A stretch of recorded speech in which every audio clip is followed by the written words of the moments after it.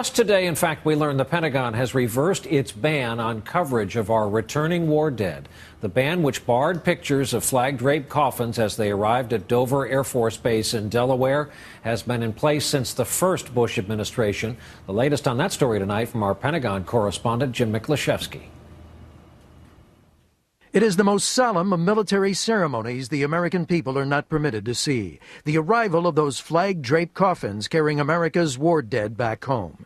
Until today, when Defense Secretary Robert Gates lifted the Pentagon's 18-year ban on the ceremonies at Dover Air Force Base and gave that decision to the families of the fallen. We should not presume to make the decision for the families. We should actually let them make it.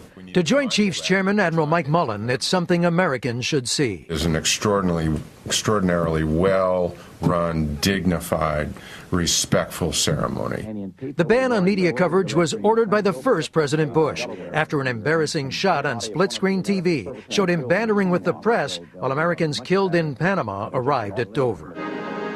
While banned in the U.S., allies like Great Britain permit such coverage, and Canadians line their so-called Highway of Heroes to pay tribute to their fallen.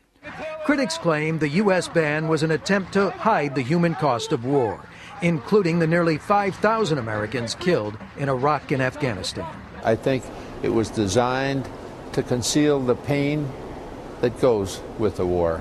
But not all families welcome the news. John Ellsworth's son was killed in Iraq. He fears media coverage during such an emotional time will only add to his family's stress.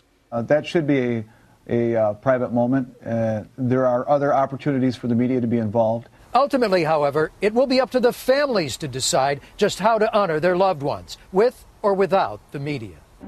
But for the first time in 18 years, they will now have a choice. Jim Miklaszewski, NBC News, the Pentagon.